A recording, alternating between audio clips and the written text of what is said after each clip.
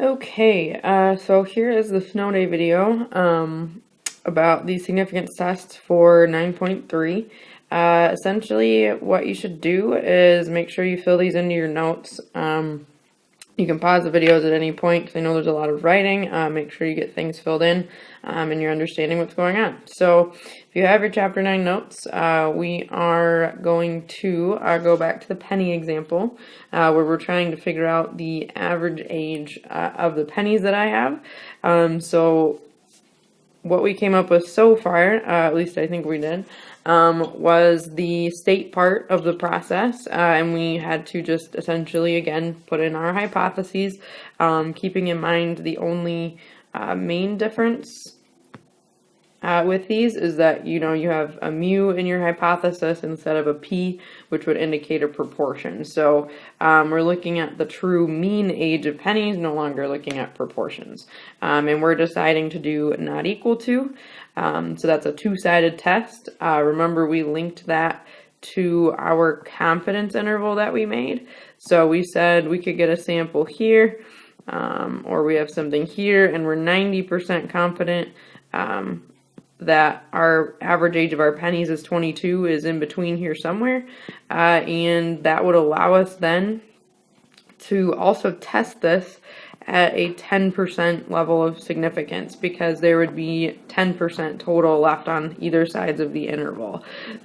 So in terms of the planning, to decide if it's normal, that one was pretty easy, at least for this case, because we had a sample of 40 pennies. So that's greater than 30. So by the central limit theorem, we can assume that the sampling distribution of x bar is approximately normal.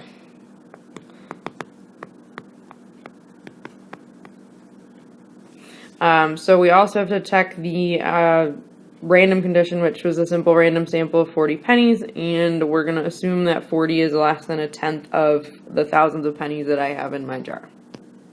So for the doing part, we're going to essentially, just like a z-score, we'll calculate a t-score this time because we're using means. And when you calculate a mean, it's not necessarily resistant to outliers. So we have to make sure we're looking at a distribution that has a little less would account for the variability. So we're going to use a t-table and a t-distribution. So essentially, the formula for a t-score is the same as a z-score, just different symbols and things. We're using x bar and mu. So x bar is our data point, mu is the mean, population mean, and then when we sample things, we have to calculate the standard deviation this way, because we want to take the sample standard deviation, which is s, divided by the square root of the sample size. So in terms of the doing step, you should include these two parts, and then also draw your picture of your test, so like we know that you're looking at a two-sided test. In terms of the numbers we got, we're assuming that I'm right and my claim is 22. Our sample that we got had a average of 19.5, so we could go 19.5 or less. And then up here, equally, we could go 24.5 because that's equally away from the 22 or greater. And then we just want to indicate how many degrees of freedom we have. Remember, degrees of freedom determine which t-distribution you use, which determines which probabilities go with it. So it's important to note how many of those you're using. So in our case, it's 39 because, just as a reminder, degrees of freedom is n minus 1, n being the sample size. So then all we have to do is calculate things. So t equals 19.5 was my x bar, 22 is my assumed mean, and then the sample standard deviation I believe I gave you was 13, and then divided by the square root of 40, and we just have to get that number. So if we put that in a calculator, this would be our t-score. Now you could go to the chart and look up what value goes with, or what proportion probability goes with this t-score. It's actually pretty nice on the t-table because they list it by significance level. So you can find it pretty easily. There's a calculator trick that I'll kind of talk about later, and we can practice on Friday when you guys have calculators. But but essentially if I use either of those tricks, my p-value or my area is going to be 0.115, but remember I have to double that because I have to do both sides. So 2 times 0.115, which gives me a p-value of 0.23. So in terms of our conclusion, since our p-value is much greater than our cutoff point of 0.1, so we had 0.23 for the p-value and 0.1 for the cutoff point, the level of significance, we can essentially fail to reject the null. And if you remember the interval that we calculated, I think it was like went up to 22.9 something, and it was like 16 or something down here. Essentially it contained the 22, which was my claim, which should then match with the probability of me getting what I got, should be greater than my cutoff point, so I can fail to reject because it was in my interval, which means it's pretty plausible that that's the true average. So in terms of the formal conclusion, again, it's our 3 sentences. So assuming the null is true, mu is 22, there's a 0.2, or I guess 0.23 probability of obtaining an x-bar value within 2.5 years of the mean. So the within 2.5 is because we again had 2.5 this way from the mean and 2.5 that way, in terms of being equal and doing the two sides. So this would provide weak evidence against the null at a 0.1 significance level, because 23% chance of me getting what I got is pretty likely anyway, so the true thing must be 22. So therefore we can fail to reject the null and conclude that the mean age of pennies is likely to be 22 years. Now for the next example, the only thing that I have done different, which they sometimes do on the AP exam, is give you a scenario and then they just give you the sample data. So they don't tell you these two things. You would have to calculate them quickly. So that's pretty easy. You just have to recognize that you need to do it. So if we have a list of data, we could enter data into list 1 and we could do 1 var stats, and then hit enter, and we would obtain these two numbers. So the extra step on the next example is essentially just plugging your data in the calculator and getting your sample average and your sample standard deviation. So for this example, we're looking at sleep time at Wellspring Prep, because I'm sure all of you are on your phones at night and are not getting 8 hours of sleep. We will test the significance of this data at this time. So alright, the state part then again is just defining what we're measuring. So we're doing an average, so mu, and that's the true mean hours of sleep that students get at Wellspring Prep High School each night, and the average hours of suggested sleep is always 8. So we're going to assume that we are all perfect and we do the average.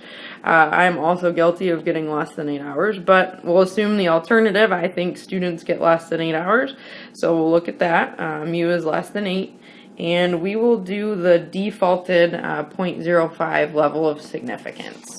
So again, if that's not given, it's always assumed that, 5% cutoff point would be okay or safe.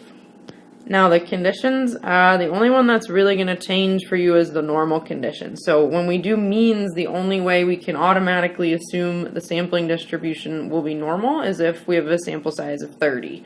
Unfortunately, this time we have a sample size of 20, which is less than 30, but what you would have to do quickly is just get a general dot plot of the results sketched, and I'm really doing this generally. You'd want to try to line it up a little better, but do not spend a ton of time on the AP test, oh my gosh, making the perfect dot plot. Okay, you need to just get a quick sketch, realize it's symmetrical, and then move on with your life. So in terms of the normal condition, if you look at the dot plot, we would say it's roughly symmetric, and we can assume that our sampling distribution in the long run is approximately normal.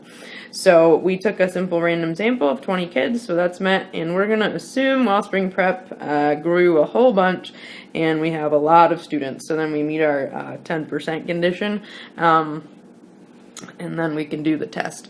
If we didn't meet this condition, we would have to indicate that we would have to proceed with caution when we do the test. We would just have to indicate, we're going to do it, but let's be careful when we do it because we might be violating this condition. All right, in terms of the doing step, exactly the same again. We just have to, calculate things in terms of what's going on. So let's draw our picture. And again, we have to do, we're going to do, assume we get the 8 hours, and then we assume we're doing less than 8 hours. So the X bar that we calculated, or I did for you quick, was 6.295, just as a reminder, and the standard deviation was 2.015. So if we mark that out, 6.9 is here. And we're going to go less than, because I think you guys get less than that much, 8 hours of sleep.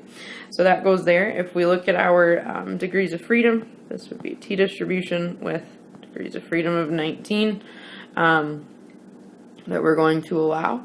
And then we just have to go ahead and calculate. So in terms of t, we've got 6.925 minus 8 hours over standard deviation from the sample, which was 2.015, divided by the square root of 20. And if you punch that in a calculator, that is negative 2.39. Again, I'll kind of show you, how to do this calculator junk to generate a quick p-value for this instead of having to look through the table. And this will actually also check and give you the test statistic, or the t-value, so you can check that as well. But that is the steps here. So if you do have your own calculator at home, you can go ahead and try this. But again, we'll kind of look at it on Friday to quickly generate things.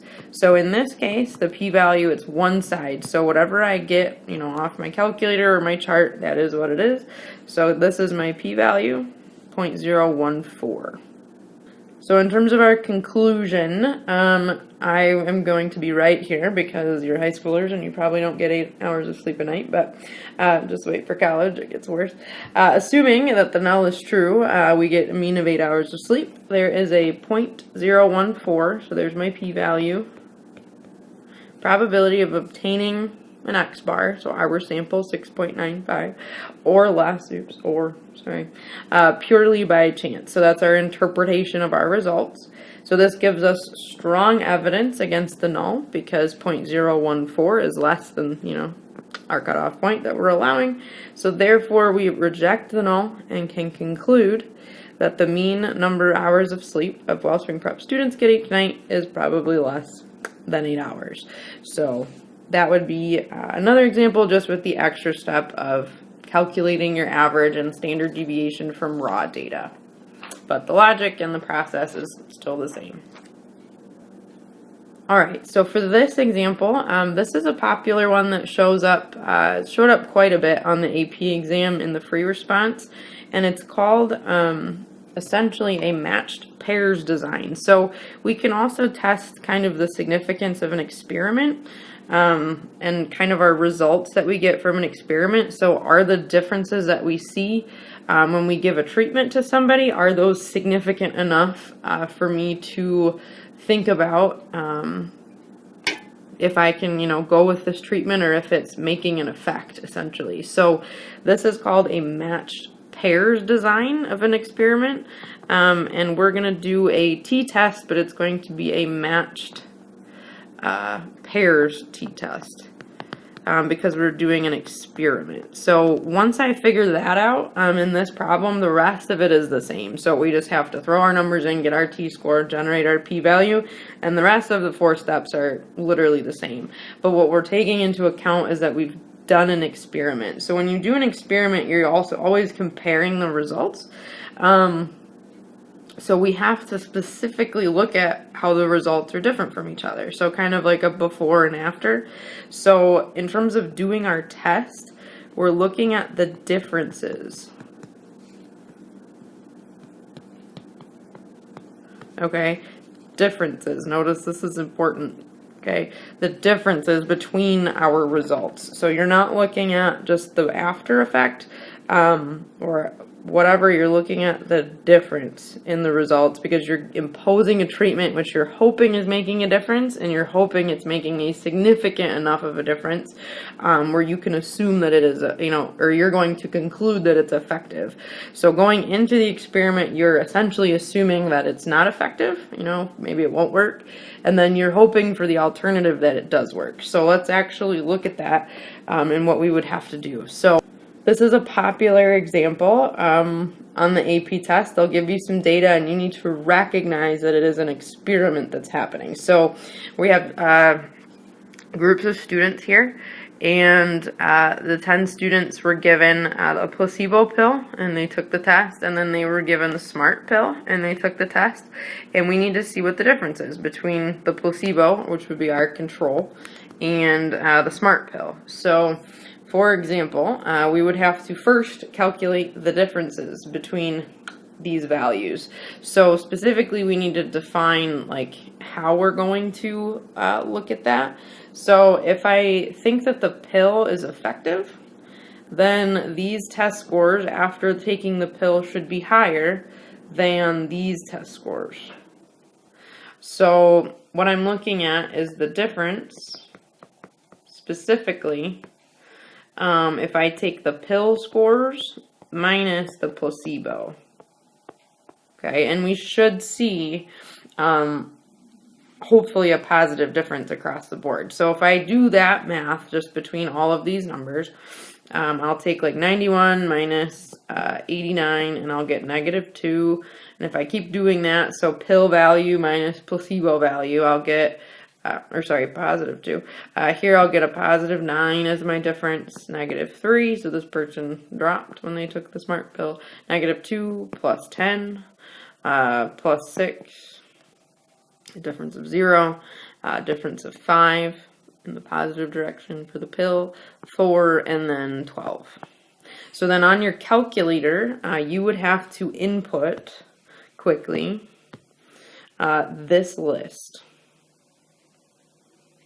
Okay, so that is the list that goes in your calculator, and then you do 1-bar stats on that list because you have to see if in an experiment if it's making a difference. So we have to look at the difference of the values and see if those are significant. So if I do that, I'll give you the values here, but essentially your X bar is going to be 4.3. So on average, the difference after taking the pill was an increase in their score of about 4.3. And we need to see if that is like unlikely to happen, or how likely is that to get. That's what we'll test. And then our standard deviation varies by about 5 points. All right, so let's look at our statement, which essentially still looks the same, but what we're indicating here a little differently is that we are looking at the differences between the scores. We're not looking at just one set of scores and testing it. We're looking at the difference, so we have to indicate that. So in terms of the pill not having a difference, that means if I take the placebo and the pill and I subtract those values from each other, then I should always get 0, because if the pill isn't making a difference, usually score the same each time. Now, if the pill is working and I'm subtracting the value from the pill taking the value of the score for the pill minus the score on the placebo, then if the pill is working, that difference should be positive. So I should see an increase in their scores. So we would assume the average difference should be greater than 0, because if it's working, I'm going to see a positive change. And we'll use the defaulted 5% for our significance level again. So in terms of the plan, this is pretty much exactly the same, just making sure to indicate you're looking again at the differences. So since our sample size was less than 30, we'll have to look at a dot plot quick. You could do a dot plot or a histogram or whatever you'd like to generate. A histogram your calculator will do. So that might be a little quicker to look at, but just make a quick sketch, okay, make it roughly accurate, and then if you look in the test scores, it's going to be roughly symmetrical, so we assume the sampling distribution of X bar is approximately normal. Simple random sample of 10 students,